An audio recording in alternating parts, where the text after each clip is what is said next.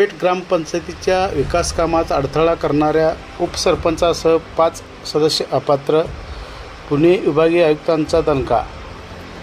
जत तालुक्यातील होसपेठ ग्रामपंचायतीच्या विकास कामात वारंवार अडथळा आणून विकासकामे विनाकारण अडवून ठेवणाऱ्या विद्यमान उपसरपंच यांच्यासह 5 ग्रामपंचायत सदस्यांना विभागीय आयुक्तांनी दणका दिला आहे। विकास कामात अडथळा आणल्याचे सिद्ध झाल्यानंतर त्यांना अपात्र करण्यात आले असून या निर्णयामुळे जत तालुक्यात एक खळबळ उडाली आहे। होसपेठ ग्रामपंचायतीच्या सन 2023 ते 28 साठी पंचवार्षिक निवडणूक पार पडली नंतर तिथे लोकनियुक्त सरपंच म्हणून श्रीमती पूनम भगवान तुराई यांची निवड झाली होती।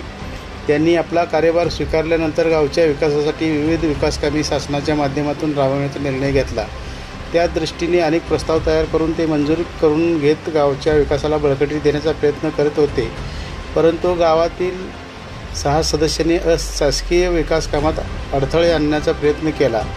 विकास कामांना विरोध करणे, ग्रामपंचायत ठराव नाकारणे, त्यास विरोध नोंदवणे यामुळे गेली 2 वर्षे येथील सर्व विकास कामे ठप्प झाली होती। या विरोधात सरपंच पूनम तुराई यांनी मुख्य कार्यकारी अधिकारी जिल्हा परिषद सांगली यांच्याकडे 6 सदस्यांविरोधात अपील केले होते। यावर चौकशी समितीच्या अहवालानंतर तो अहवाल विभागीय आयुक्त यांच्याकडे सुनावणीसाठी ठेवण्यात आला होता।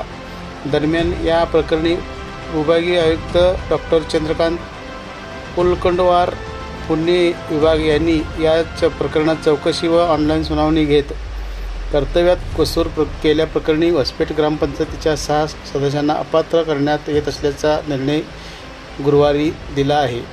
त्यानुसार येथील उपसरपंच श्रीमती अर्चना विक्रम घोदे, सदस्य शहानूर अलीसो नदाब, सदस्य संगीता तानाजी हुवाळे, सुमन विकास जाधव, अप्पासो गुंडोपंत लेंगरे, अंकुश मारुती कांबळे यांना अपात्र करण्याचा निर्णय देत सदर ग्रामपंचायतीची सार्वत्रिक निवडणूक 2023चे उर्वरित कालावधीसाठी ग्रामपंचायतीचे सदस्यपदावरून काढून टाकण्यात येत असल्याचा निकाल दिला आहे। अशा माहितीचे पत्र मुख्य कार्यकारी अधिकारी जिल्हा परिषद सांगली यांना माहितीसाठी पाठवून पुढील कारवाईचा आदेश देण्यात आला आहे।